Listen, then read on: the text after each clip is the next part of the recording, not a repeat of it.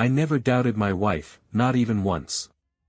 Sarah and I had been together for 8 years, married for 5, and had a beautiful little girl, Emily, who had just turned 3. My career as a content creator was thriving. I collaborated with brands, traveled for shoots, and built a loyal audience who saw me as a devoted husband and father. Life was busy but fulfilling. Then, an anonymous message popped up in my inbox. Your wife is not who you think she is. Open your eyes. I almost laughed. Anonymous messages weren't unusual. When you have an online presence, you get your fair share of trolls, conspiracy theorists, and bitter strangers looking to stir up drama. I deleted it without a second thought. But the next day, another message appeared. You ignored me. Don't be a fool like so many before you. This time, it had an attachment. A blurry photo. I clicked on it, expecting nothing. Instead, my stomach twisted.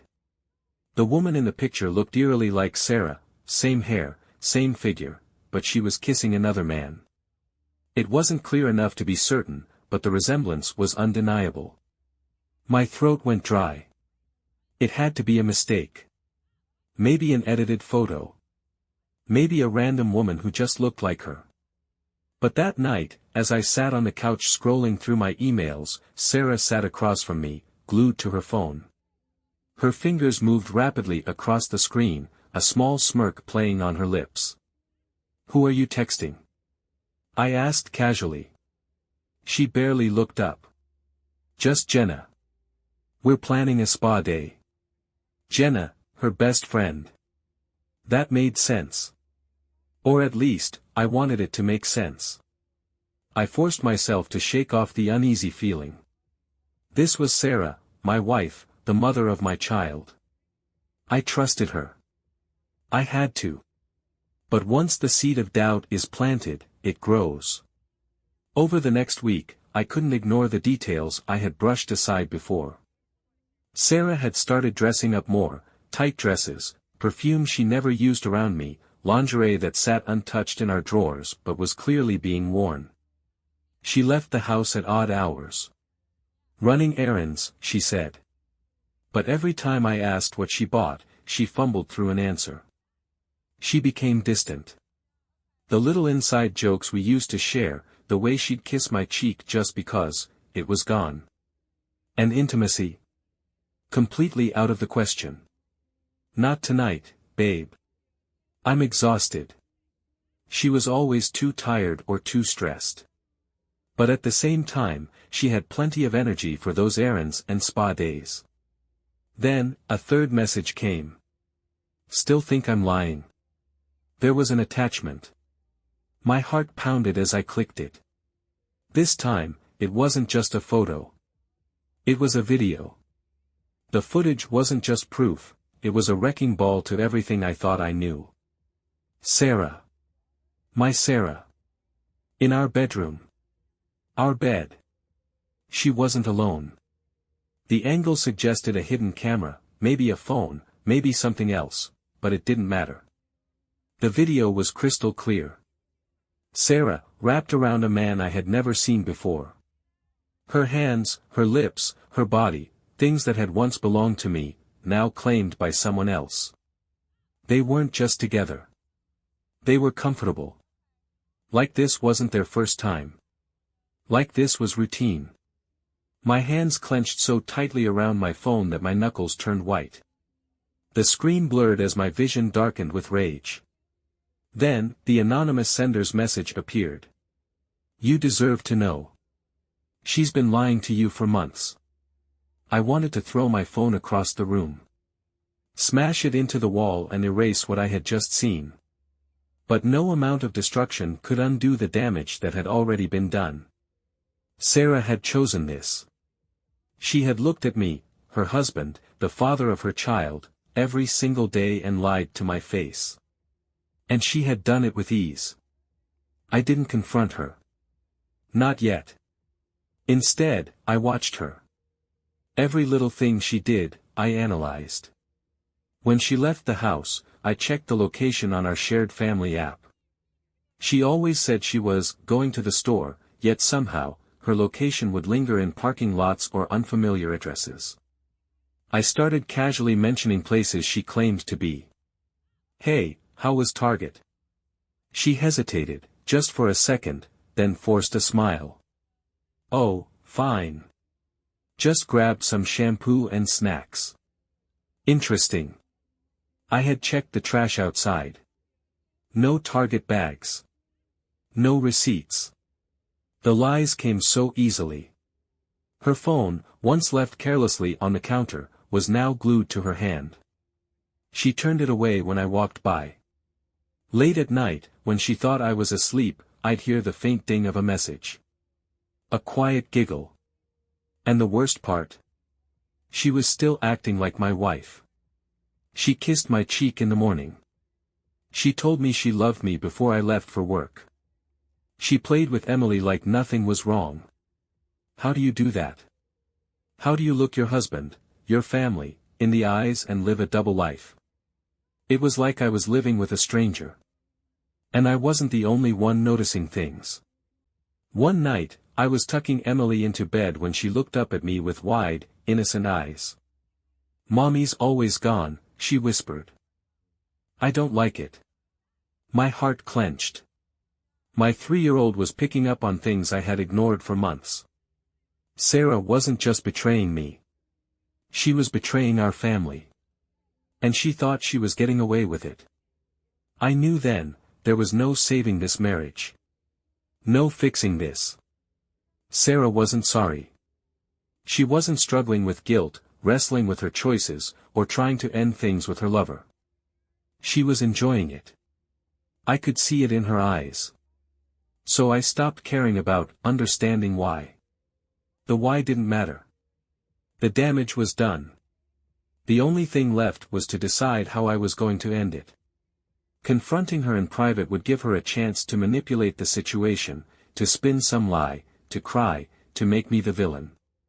No. She had been hiding her betrayal. I was going to show it. Publicly. Sarah loved playing the role of the perfect wife, the devoted mother. She had curated our life like an Instagram feed, clean, polished, flawless. I was going to tear that image apart. And I knew exactly how to do it. For days, I worked in silence. Every piece of evidence, the videos, the photos, the text messages, I compiled into a folder. Each lie Sarah had told, each moment she had spent in another man's arms, I documented it all. She thought she was untouchable. She thought she could play her game forever. But she forgot who she was married to. I built my career by being transparent with my audience, by sharing my life with them, the highs, the lows, everything in between. And now, I was about to share something they never saw coming. This wasn't just content. This was justice. Sarah believed I was filming a late-night brand deal. I even left the house, drove around the block, and parked out of sight for an hour before sneaking back inside. She never heard me return. At exactly 9 p.m., I locked myself in my office, turned on my camera, and hit start live. My audience was used to my upbeat vlogs, my collaborations, my travel stories. Tonight, they were getting something very different. The chat was already filling with questions. Why does he look so serious? Bro, you good? Something's off, what's happening? I leaned forward, my face illuminated by the screen. Hey, guys. Tonight's video is different. I've always shared my life with you, the good, the bad, the behind the scenes of my career. But tonight, I have something personal to share. Something painful. I exhaled slowly, steadying myself. My wife, Sarah, the woman I vowed to spend my life with, has been betraying me. And I have proof. I clicked the first slide. A time-stamped photo appeared on the screen, Sarah, wrapped around another man, her lips pressed against his. The chat exploded. No way. WTF bro. Not Sarah. No freaking way. I gave them no time to process. Another click. More images, Sarah slipping into a hotel, holding hands with him at a restaurant, sitting in his car late at night. Comments poured in faster than I could read. Dude, I thought she was so loyal. I can't believe she did this to you. My heart is breaking for you, man. Then, I played the final piece of evidence. The video. The footage played on screen. My audience watched, in real time, as my wife, our bed, wrapped herself around another man. The betrayal played out like a horror film. The chat was unhinged. Bro, shut it off. This is sickening. I can't believe this is happening. The betrayal wasn't just mine anymore. They felt it. They saw it. And then, I dropped the final bombshell. Sarah, if you're watching this, and I know you are, I want you to come in here and explain yourself. Right now. Tell the thousands of people watching why you thought you could lie to me, to our family, and still pretend to be the perfect wife. Silence. The chat froze for a moment before erupting into a frenzy. Holy SHT. Asterisk. He called her out live. No way she shows up. For a long moment, nothing happened. Then, I heard it. A creak. The door creaked open, and Sarah stepped into the room. Her face was pale, her eyes darting between me, the glowing screen, and the flood of furious comments pouring in. Her mouth hung slightly open, as if her brain was still struggling to process what was happening. You can't do this. I laughed, but there was no humor in it. It was hollow, sharp, cutting. Oh, but I already did. She swallowed hard, her hands gripping the edges of her hoodie like she was trying to hold herself together. See, Sarah, the difference between us is that I tell the truth. You built our entire marriage on lies. The screen illuminated the room, casting her in cold, artificial light. She turned toward it, her breath hitching as she finally saw it, the evidence, the betrayal laid bare for thousands of people to witness. The comments were relentless. Get her out of there, bro. She's done. Over. How could she do this to you and your kid? She looked back at me, hands trembling. We can talk about this. Please, just turn it off. I tilted my head, studying her, as if I were seeing her for the first time. No. The word landed like a hammer. You didn't think about talking when you brought another man into our bed. You didn't think about Emily when you snuck around like a teenager. So, go ahead, Sarah. Tell everyone the truth. Or pack your things and leave. Her lip quivered, her eyes welling with tears. But I knew those tears. They weren't for what she had done. They were for her. For the image she had so carefully crafted, the life she had so carelessly thrown away. She turned back to the screen, her face flickering between emotions, fear, anger, desperation. Her hands clenched into fists. You're humiliating me. I scoffed. No, Sarah. You humiliated yourself. You just never thought you'd get caught. The chat was merciless. LMAO, she only cares 'cause she got exposed. Where was all this regret when she was sneaking into hotel rooms? Pack your bags, lady. You're done. Her breath came in short, panicked bursts. Asterisk, you don't understand, she started, but I cut her off. Oh, I understand perfectly. I pointed at the screen. See those people? They're watching the real you for the first time. Not the loving wife you pretend to be. Not the doting mother. Just you. A liar. A cheater. A woman who destroyed her own family. She opened her mouth, then shut it. For the first time, she had no lie to cling to. Her shoulders sagged, her gaze darting toward the door. I need to think. No, Sarah. You need to leave. Her face twisted, her body frozen in place, but she knew. There was no way out of this. Without another word, she turned and ran. And just like that, the woman I had spent 8 years of my life with disappeared down the hall, out of sight, leaving only silence in her wake. I exhaled slowly, my hands still clenched. Then, I turned back to the screen.